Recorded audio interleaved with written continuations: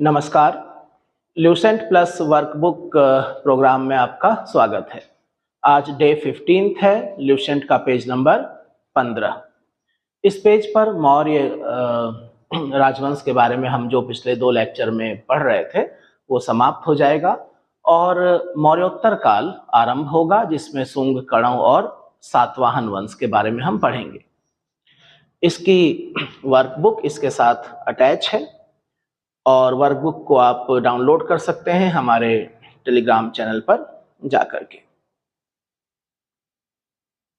ये इसकी वर्कबुक है। तो आरंभ करते हैं इसको। क्या क्या जानकारी इस पेज पर दी गई है।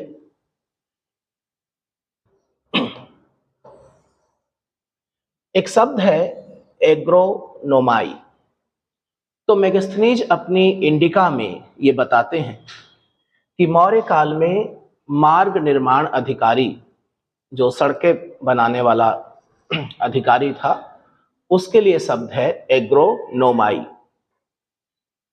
यहां पर जस्टिन चंद्रगुप्त मौर्य की सेना के बारे में एक जानकारी दे रहे हैं कि उसमें कितने घुड़सवार थे, कितने हाथी थे, कितने रथ थे।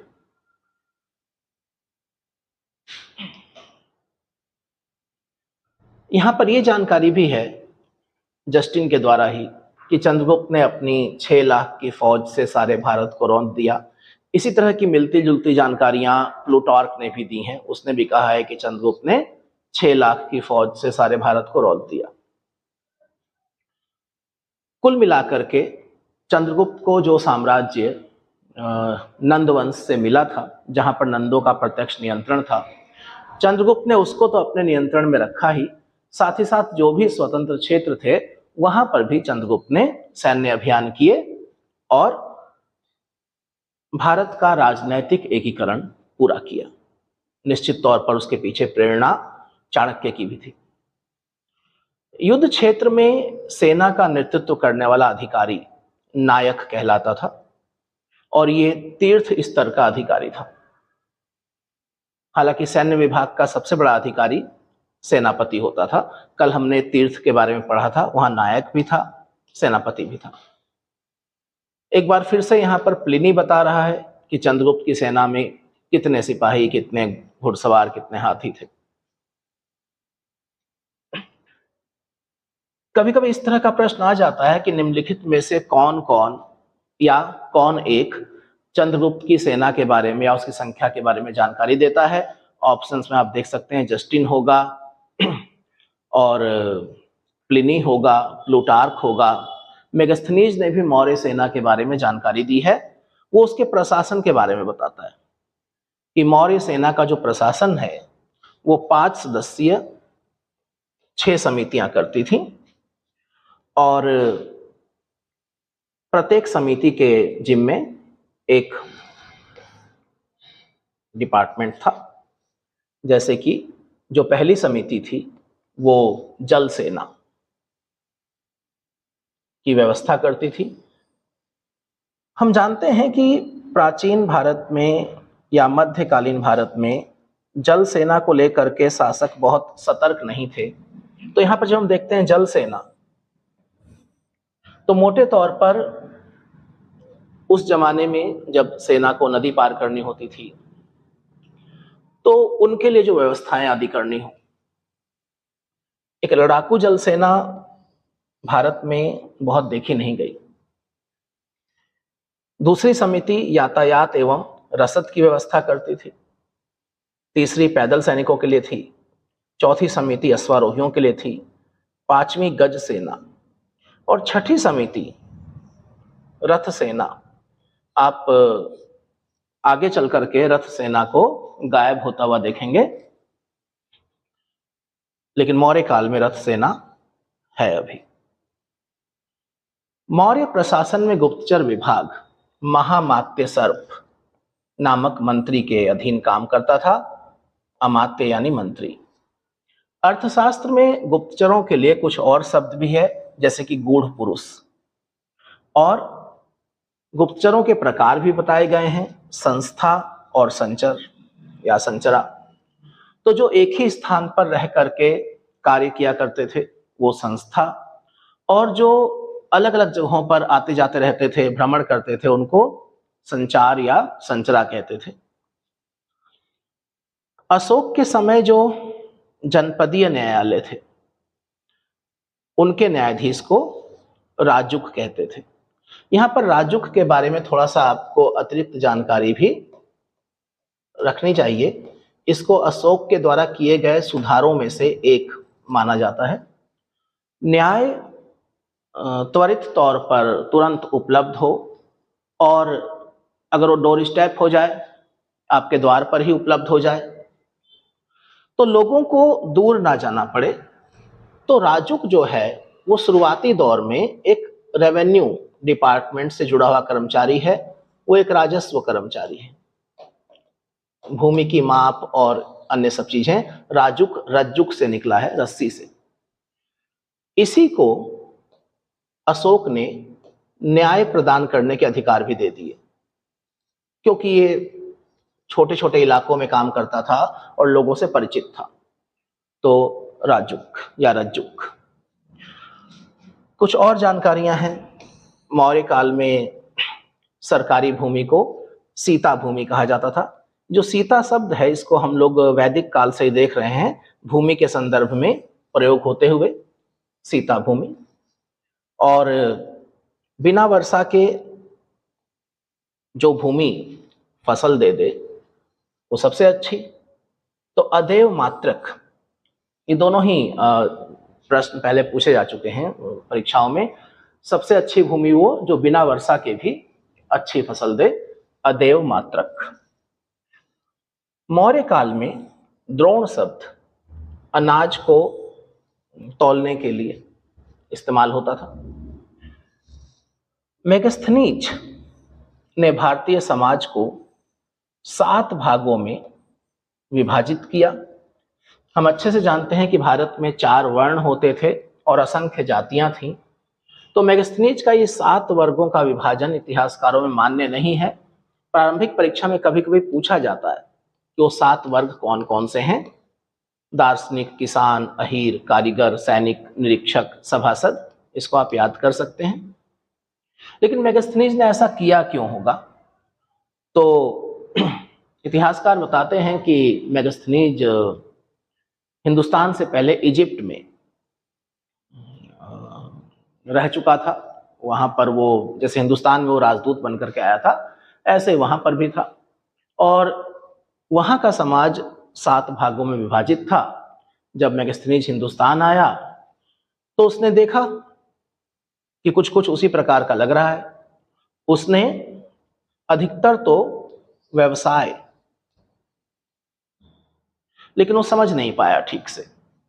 मेगस्थनीज ने अपनी इंडिका में और भी कई बातें बताई हैं जो गलत हैं।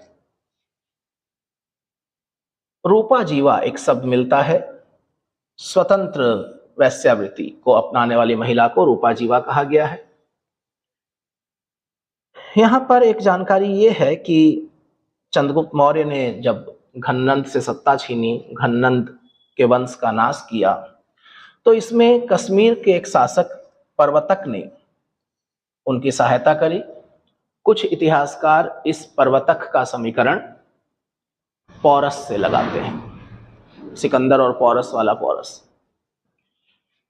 137 वर्ष के शासनकाल में पुराण बताते हैं, भागवत पुराण बताता है कि मौर्य वंश में 10 राजा हुए।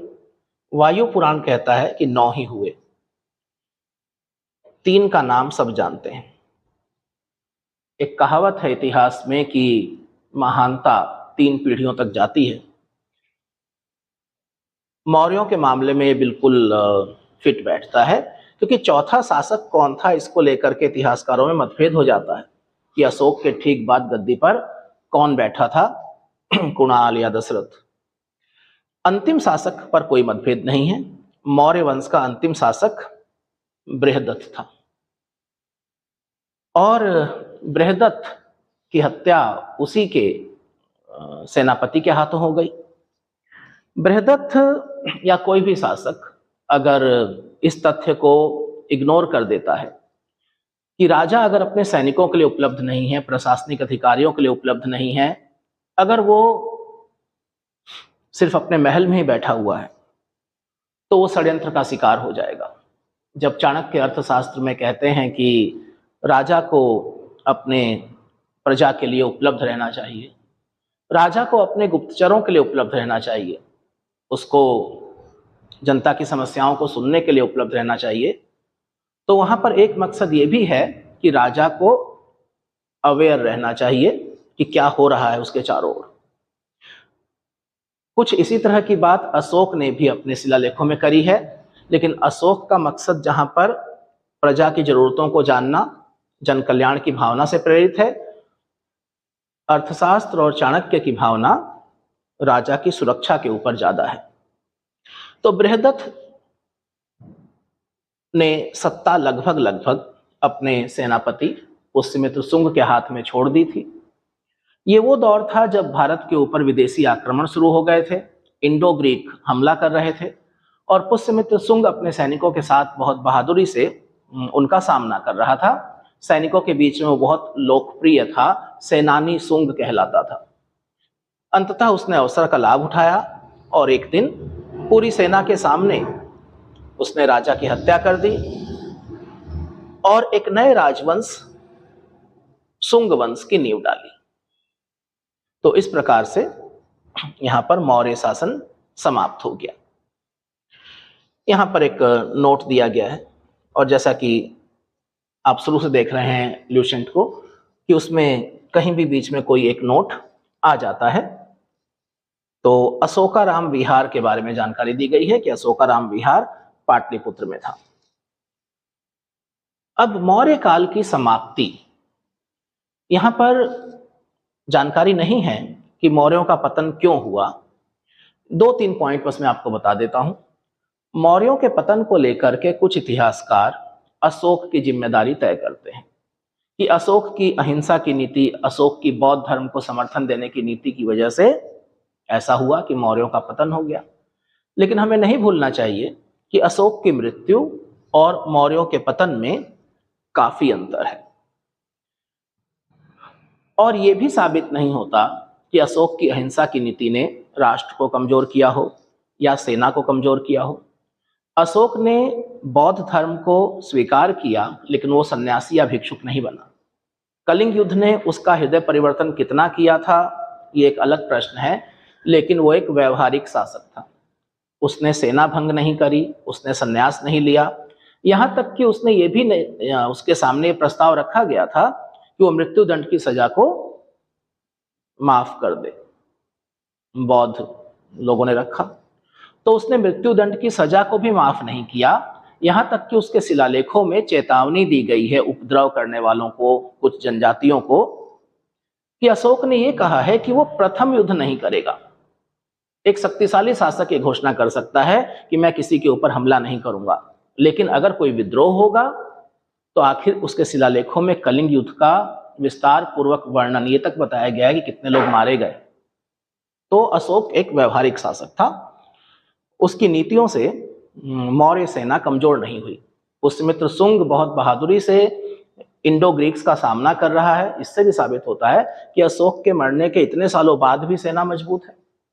दूसरे, ये कहना कि अशोक की बौद्ध धर्म को समर्थन देने की नीति की वजह से ब्राह्मणों में गुस्सा था, ब्राह्मणों ने विद्रोह कर दिया। तो एक तो वही समय की बात कि अशोक की मृत्यु के 20 साल बाद, 30 साल बाद वो विद्रोह धीरे धीरे डेवलप हुआ क्या? सिर्फ पुष्यमित्र शुंग का ब्राह्मण होना उससे साबित नहीं होता कि ब्राह्मणों में अशोक को लेकर के एक गुस्सा था। प्लस अशोक की धम्म नीति को अशोक के उत्तराधिकारियों ने चलाया हो, इसका कोई प्रमाण नहीं है।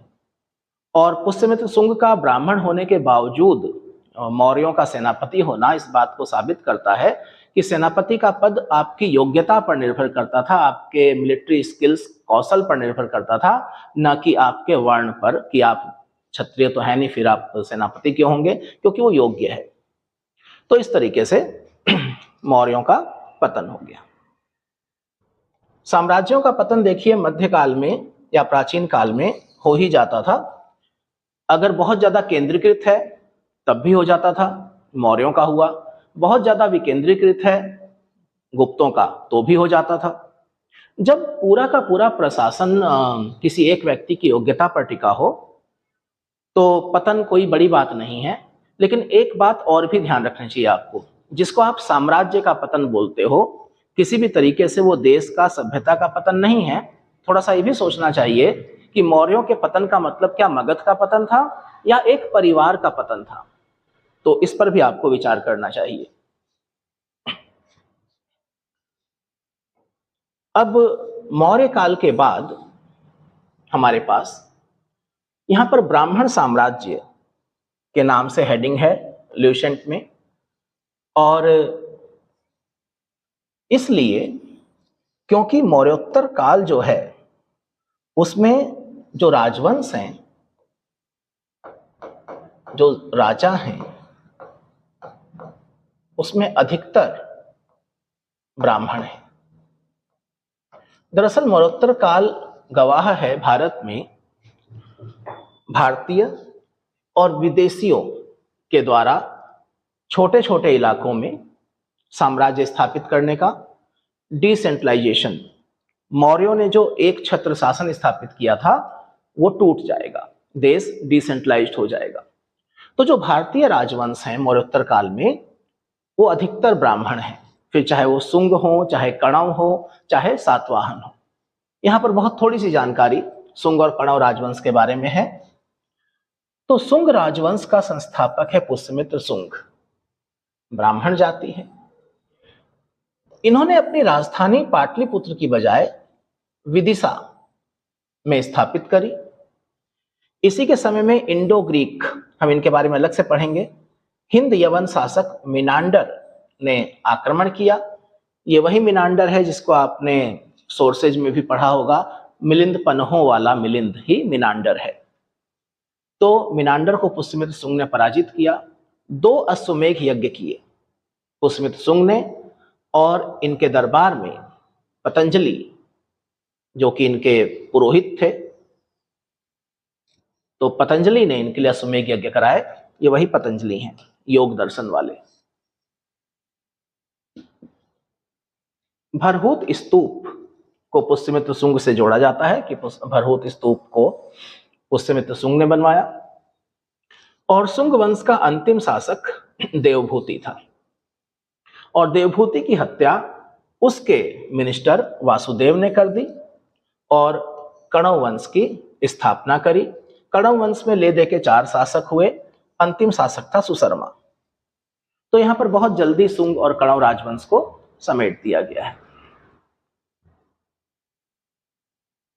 कणव वंश के बाद हमें जानकारी मिलती है सातवाहन राजवंश की, और ये थोड़ा सा रोचक है कि मगध की गद्दी पर एक दक्षिण भारतीय, तो ये तो कहा जा रहा है कि सिमुक जो कि एक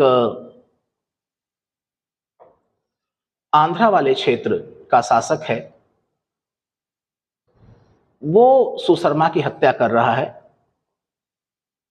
लेकिन ये नहीं कहा जा रहा है कि वो पाटलिपुत्र में शासन कर रहा है। सिमुक को सातवाहन वंश का संस्थापक बताया गया है। सातवाहन, इनको आंध्र भृत्य भी कहा जाता है, आंध्र वंश। राजधानी थी प्रतिष्ठान, गोदावरी नदी के किनारे पैठन। तो प्रतिष्ठान महाराष्ट्र के औरंगाबाद जिले में। प्रमुख शासकों में सिमुक तो संस्थापक ही है। सातकर्णी पहला महत्वपूर्ण शासक है, इतना महत्वपूर्ण कि कई शासकों ने सातकर्णी शब्द को उपाधि की तरह इस्तेमाल कर लिया, जैसे गौतमी पुत्र सातकर्णी, यज्ञश्री सातकर्णी। सातकर्णी प्रथम शासक है सातवाहन वंश में जो अश्वमेघ यज्ञ कर रहा है, राजसूय यज्ञ भी कर रहा है। दरअसल प्राचीन राजवंशों में जिन जिन शासकों ने अश्वमेघ यज्ञ किए हैं, आप उनकी एक सूची बना सकते हैं अलग से, क्योंकि कभी कभी ये प्रश्न भी आ सकता है अलग अलग राजवंशों के शासकों को मिला करके कि निम्नलिखित में से किसने अश्वमेघ यज्ञ किया या कभी नहीं किया, क्योंकि बहुत लंबी चौड़ी लिस्ट नहीं है, थोड़े से ही शासक हैं जिन्होंने अश्वमेघ यज्ञ किए हैं। शांति काल में सातवाहन शासक, यहां पर लिखा है सातवाहन शासकों के समय के प्रसिद्ध साहित्यकार हाल राजा है, वो सातवाहन शासक है। हाँ, ये सत्य है कि वो साहित्यकार भी है, वो लिखता भी है, लेकिन वो शासक है, राजा है। हाल ने किताब लिखी गाथा सप्तशती, टेल ऑफ 100 नाइट्स, 100 रातों की कथा। हाल के दरबार में ही गुणाढ़ भी थे। गुणाढ़ ने वृहत कथा लिखी। दोनों ही कहानियों की किताबें हैं। सातवाहनों ने सिक्के जारी किए, चांदी के, तांबे के। चांदी और तांबे और कांसे के सिक्के हिंदुस्तान में अधिकतर लोगों ने जारी किए, लेकिन सातवाहनों ने सीसा, एक खास तरह का लेड जो इंपोर्ट होता था, और पोटीन, ये दो विशेषताएं, क्योंकि इन दो धातुओं का उपयोग और किसी राजवंश ने शायद किया नहीं। रोम से आता था सीसा, जिसका सिक्का बनता था। ब्राह्मणों को भूमि अनुदान देने की प्रथा का आरंभ भी सातवाहन युग में ही हुआ। भूमिदान का जो प्राचीनतम अभिलेखीय प्रमाण है वो सातवाहन रानी नागनिका का नानाघाट अभिलेख है। ये बहुत महत्वपूर्ण है, बहुत ज्यादा। एक अश्वमेघ यज्ञ के उपरांत एक गांव देने का उल्लेख है। उत्तर वैदिक काल और उसके बाद ब्राह्मणों को भूमि दान देना ये प्रचलन में नहीं था। हमें उत्तर वैदिक काल के ग्रंथ में एक संदर्भ मिलता है कि यज्ञ के पश्चात ब्राह्मण को भूमि दान करने का प्रयास किया गया और भूमि ने ब्राह्मण के पास जाने से इनकार कर दिया। लेकिन यहां पर हम देखते हैं कि पहला प्रमाण, सातवाहनों की राजकीय भाषा प्राकृत है और लिपि ब्राह्मी है। सातवाहनों में हमें, जैसा कि उनके शासकों के नाम से पता चलता है, कि क्या कुछ मात्र तंत्रात्मक ढांचा था। देखिए, सिर्फ नाम से कि राजाओं के नाम उनकी माताओं के नाम पर रखे गए, गौतमी पुत्र, इससे यह साबित नहीं होता कि मात्र तंत्रात्मक ढांचा था। ठीक है, क्योंकि समाज और राजनीति तो पितृतंत्रात्मक थी। सिर्फ और सिर्फ पुरुष ही सिंहासन पर बैठे, हमें किसी महिला के सिंहासन पर बैठने का कोई एविडेंस नहीं है। एक शब्द है गौल्मिक, एक सैनिक टुकड़ी का प्रधान, सैन्य अधिकारी है। सातवाहनों के समय की कुछ स्थापत्य कृतियां, चैत्य, तो कार्ले का चैत्य, कार्ले जगह का नाम है। चैत्य बौद्ध धर्म से संबंधित स्थापत्य निर्माण है, धार्मिक निर्माण है। आगे चल करके हम पढ़ेंगे चैत्य। आप लोग जो बौद्ध धर्म वाला टॉपिक था, लेक्चर नंबर 10-11 मेरे ख्याल से होगा, उसमें मैंने आपको स्तूप के बारे में बताया था। तो चैत्य, विहार, स्तूप, ये सब बौद्ध धर्म से संबंधित। तो कार्ले का चैत्य, अजंता और एलोरा की कुछ गुफाएं, कुछ, सभी नहीं, सातवाहनों के समय की हैं। और अमरावती कला का विकास, गांधार कला, मथुरा कला, अमरावती। तो अमरावती जो है वो सातवाहनों से जुड़ी हुई है। दक्षिणापथ स्वामी, जो भी दक्षिण भारत के ऊपर नियंत्रण कर लेता था वो ये उपाधि ले लेता था। तो सातकर्णी और तमाम सातवाहन शासकों को दक्षिणापथ स्वामी कहा गया है। एक खास फैक्ट है यहां पर, धरणीकोट। धरणीकोट एक स्थान है जो कि सातवाहन युग में धान्य कटक के नाम से प्रसिद्ध है। तो एक तो आप ध्यान रखेंगे कि धरणीकोट ही धान्य कटक है, और ये कहां पर है? आंध्र प्रदेश में, गुंटूर जिले में, अमरावती के पास। क्या फैक्ट है इसके बारे में, धरणीकोट या धान्य कटक के बारे में? नंबर 1, ये कुछ समय तक सातवाहनों की राजधानी था, प्रसिद्धि का पहला कारण। लेकिन सबसे महत्वपूर्ण कारण इसकी प्रसिद्धि का कि ये एक बहुत ही महत्वपूर्ण व्यापारिक मंडी थी। सातवाहनों के साम्राज्य के पूर्वी भाग की सबसे बड़ी मंडी थी। यहां से उत्तर और दक्षिण को अनेक व्यापारिक मार्ग जाते थे। तो ये सातवाहनों की राजधानी थी कुछ समय, पहला पॉइंट। बहुत महत्वपूर्ण व्यापारिक मंडी थी, दूसरा पॉइंट। और तीसरा पॉइंट, ये एक प्रमुख बौद्ध केंद्र भी था, महासांघिकों के अधीन। यहां पर महासांघिक जो शब्द आया है, इसका क्या मतलब है? अभी बौद्ध धर्म का विभाजन तो हुआ नहीं है, हम सातवाहन काल पढ़ रहे हैं। बौद्ध धर्म का विभाजन कनिष्क के समय में होगा, यानी कि बस होने ही वाला है, समझिए। सातवाहन और कुषाण जो हैं वो भारत के अलग अलग हिस्सों में दिखाई देंगे आपको। तो स्थविर और महासांघिक बौद्ध धर्म में दो संप्रदाय बन गए थे, दो ग्रुप बन गए थे। महासांघिक वो थे जो थोड़ा परिवर्तन चाहते थे। तो बड़े पैमाने पर यहां पर स्तूप और बौद्ध स्मारक बनाए गए, तो धरणीकोट महत्वपूर्ण है। सातवाहन राज्य, यहां पर एक नोट है कि सातवाहनों ने उत्तर और दक्षिण के बीच सेतु का काम किया। हमारे पास ज्यादा जानकारी नहीं है कि उत्तर में क्या किया। इसके बाद यहां पर एक और राजवंश है, चेदी राजवंश, जो आधुनिक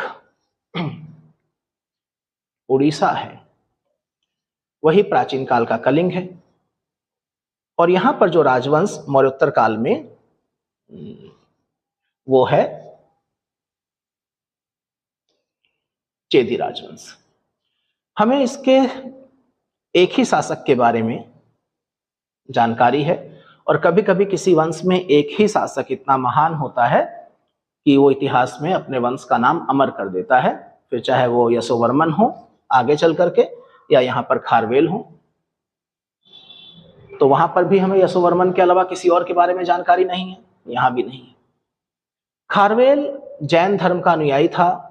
इसने जैन साधु संतों के लिए उदयगिरी की पहाड़ियों में गुफाओं का निर्माण करवाया था। उसी में से एक गुफा थी हाथी गुम्फा। पहाड़ों को काट करके साधु संतों के लिए छोटे छोटे कमरे बनवा दिए जाते थे, और उस गुफा का जो बाहरी आकृति था वो एलिफेंट हेड, हाथी के सर की तरह था। अभी लेकिन अगर आप जाएंगे वहां पर देखने तो वो खत्म हो चुका है, हाथी का सर आपको नहीं दिखता वहां।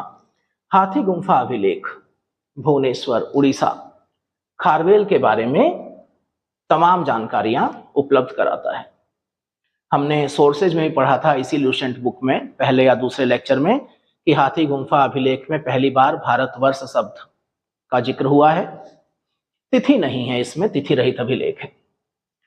इसके बाद मौर्योत्तर काल में जो विदेशी शासक थे, मौर्योत्तर काल में जहां एक तरफ सुंग, कड़ाव, सातवाहन और चेदी जैसे भारतीय राज्य थे, वहीं दूसरी तरफ इंडो ग्रीक, हिंद यवन, शक, कुषाण और पहलव या पार्थियन जैसे विदेशी शासकों ने भी भारत की जमीन पर अलग अलग जगहों पर अपने छोटे छोटे राज्य कायम कर लिए थे। तो उन्हीं में सबसे पहले आने वाले थे इंडो ग्रीक, हिंद यवन या हिंद यूनानी, इसके पश्चात शक, फिर पार्थियंस, पहलव, और फिर कुषाण। इस तरह के प्रश्न भी आ चुके हैं पहले कि भारत पर आक्रमण करने वाले विदेशी शासकों को, आक्रमणकारियों को क्रम में लगा दीजिए। इनसे भी पीछे अगर हम चले जाएं तो फिर अलेक्जेंडर यानी कि सिकंदर, यूनानी, और उनसे भी पहले चले जाएं तो पर्शियन। भारत पर सबसे पहले जिन्होंने आक्रमण किया था वो फारसी या पर्शियन थे, ईरानी थे, फिर यूनानी आए। तो यूनानी तो समझ में आता है, ये हिंद यूनानी क्या है? दरअसल सेलुकस चंद्रगुप्त मौर्य से तो पराजित हो गया था, हमने पिछले लेक्चर में ये सुना, पढ़ा था। लेकिन अफगानिस्तान वाले क्षेत्र पर उसका प्रभाव रहा। तो एक स्थान था बैक्ट्रिया। एक समय के बाद जब यूनानियों का कंट्रोल कमजोर हुआ तो बैक्ट्रिया के जो ग्रीक गवर्नर थे उन्होंने अपनी स्वतंत्रता की घोषणा कर दी। उन्होंने वहां पर अपना स्वतंत्र राज्य स्थापित कर लिया, और वहां पर भारतीय संस्कृति का भी प्रभाव था। तो यवन बाई रेस, प्रजाति के तौर पर यवन, और कल्चर जो इन्फ्लुएंस था वो भारतीय संस्कृति का था, तो हिंदी यवन या हिंदी यूनानी। तो देखिए सेल्यूकस के द्वारा स्थापित पश्चिमी तथा मध्य एशिया का जो साम्राज्य था उसका उत्तराधिकारी था एंटियोकस प्रथम। वहां तक सब ठीक ठाक रहा। एंटियोकस सेकंड के समय में विद्रोह हुआ और उसके अनेक प्रांत स्वतंत्र हो गए। तो ल्यूसेंट में जो नेक्स्ट पेज आएगा, लेक्चर नंबर 16 जो हमारा होगा, वहां पर हम इंडो ग्रीक, शक, कुषाण, पार्थियंस, इनके बारे में जानकारी एकत्र करेंगे। ये इस पेज नंबर 15 की वर्कबुक है। इसे आप टेलीग्राम चैनल से डाउनलोड कर सकते हैं। इसको भरिए और फिर उसके बाद प्रैक्टिस करिए। ल्यूसेंट के वर्कबुक के साथ साथ आप लोग जो हमारी YouTube पर घटना चक्र की सीरीज चल रही है उसको भी जरूर देखिए। अभी तक 3 वीडियो अवेलेबल हैं। प्रागैतिहासिक काल के पिछले 33 वर्षों के प्रश्न पत्रों का हमने विश्लेषण किया है, फिर सिंधु घाटी सभ्यता का किया था, और वैदिक काल के 33 वर्ष के IAS, PCS, सभी स्टेट PCS, लोअर PCS, समीक्षा अधिकारी, जितना भी घटना चक्र में उपलब्ध है जानकारी, जैसे कि वैदिक काल में 105 क्वेश्चन का हमने विश्लेषण किया। और खास बात यह है कि इस विश्लेषण के साथ साथ उसकी वर्कबुक भी अवेलेबल है हमारे टेलीग्राम चैनल पर। वीडियो आप YouTube पर देखिए और टेलीग्राम चैनल से वर्कबुक डाउनलोड कर लीजिए, उसको भरिए। तो ल्यूसेंट प्लस घटना चक्र मिल करके ये एक अच्छा कॉम्बिनेशन बन जाता है।